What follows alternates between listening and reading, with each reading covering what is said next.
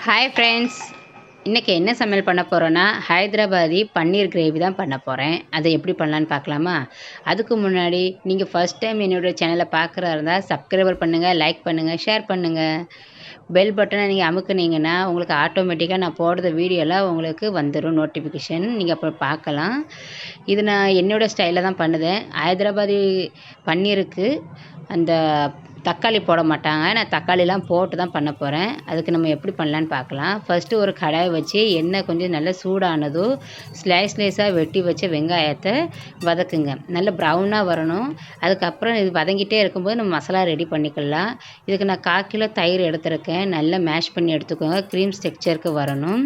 இதில் என்னெல்லாம் மசாலா போடணும்னா 1/2 ஸ்பூன் மஞ்சள் போட்டுக்கோங்க, 2 ஸ்பூன் மிளகாத்தூள், 1/2 ஸ்பூன் ஜீரகம், 3 ஸ்பூன் தனியாத்தூள் எல்லாம் போட்டு நல்லா கிண்டி விட்டு எடுத்துக்கோங்க. நல்லா க்ரீம் ஸ்ட்ரக்சர் கலந்து விட்டுட்டே இருங்க. 1/2 ஸ்பூன் உப்பையும் போட்டுக்கோங்க. இதிலே எல்லா மசாலாவும் இதிலே போடுறதுனாக்கல உங்களுக்கு ஈஸியாகிடும். அந்த தக்காளி வதக்கி நம்ம அந்த மாதிரி போட்டு ஒரு 10 நிமிஷம் மூடினாலே கிரேவி ரெடி ஆயிருங்க.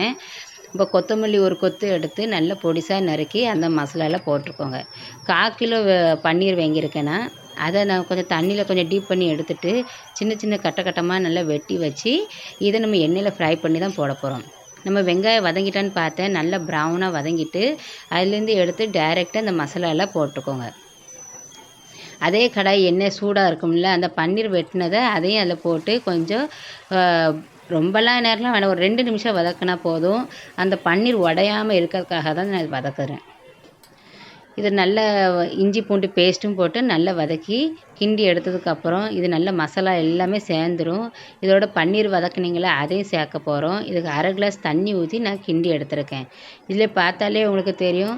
இதில் நீங்கள் இதே மெத்தடில் நீங்கள் தம் பிரியாணியும் பண்ணலாம், பன்னீர் பிரியாணியும் பண்ணலாம். இன்றைக்கி கிரேவி பண்ணதுனாக்கில் தான் நான் சொல்லியிருக்கேன்.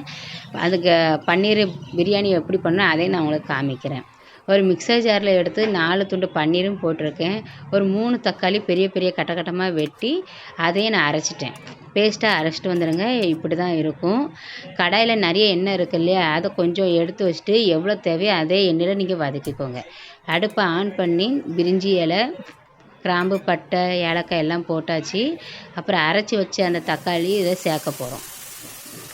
ஒரு 3 நிமிஷம் நல்லா வதக்குங்க. அதே வதக்கம் எண்ணெய் பிரிஞ்சு வந்துடும். இதை அப்படியே மூடி போட்டு வேக வச்சு 5 நிமிஷம் கழித்து எடுங்க. இதில் நம்ம எந்த மசாலாலாம் நம்ம சேர்க்க போக வேண்டாம். எல்லா மசாலா ஆல்ரெடி நம்ம அந்த பன்னீர், வெங்காயம் எல்லாத்துலேயுமே போட்டு மிக்ஸ் பண்ணி வச்சுருக்கோம் தயிரில் போட்டு. இதை அப்படியே அதில் விட்டு லைட்டாக தண்ணி கலந்து இதில் ஊற்றி வச்சுக்கோங்க. நல்லா பூ போல் கிண்டி எடுத்திங்கன்னா சூப்பராக உங்களுக்கு கிரேவி ரெடி ஆயிரும். இதை மூடி போட்டு நல்லா வேக வச்சு எடுங்க. நல்லா வெந்துட்டு பாருங்கள். அந்த கிரேவி பார்க்கும்போதே அந்த திக்னஸ் தெரியும். இதுக்கு நான் சைட் டிஷ் என்ன பண்ணேன்னா சப்பாத்தி தான் பண்ணியிருக்கேன். அந்த சப்பாத்தி பண்ணுற கேப்பில் இந்த கிரேவி நல்லா திக்காயிரும் பாருங்கள். இதை மூடி போட்டு அப்படி வச்சுருங்க.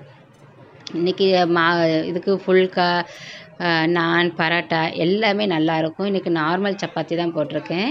சப்பாத்தியில் உப்பு, தண்ணி, எண்ணெய், கொஞ்சம் லைட்டாக 1/2 ஸ்பூன் சீனி போட்டுக்கோங்க. இது நல்லா சாஃப்டாக பிசைஞ்சு ஒரு 1/2 hour வச்சுருந்தேன். சாஃப்டாக ஆகிட்டு இந்த மாதிரி நீங்கள் ரொட்டியை வச்சு நீங்கள் இப்படி அமுக்கிலாம் எடுத்திங்கன்னா ஓரங்களில் நல்லா வெந்து வந்துடும். சாஃப்டாக இருக்கும். நிறைய முருகலெல்லாம் இருக்காது. இந்த நானுக்கு சூப்பராக இருக்கும். இந்த பன்னீர் கிரேவிக்கு ஹைதராபாதி பன்னீர் எப்படி வந்திருக்குன்னு எனக்கு சொல்லுங்கள். கண்டிப்பாக நான் கமெண்ட் பாக்ஸில் பார்ப்பேன். எவ்வளோ திக்காகிட்டு பாருங்கள். தேங்க்யூ, பாய். நீங்களும் ட்ரை பண்ணுங்கள்.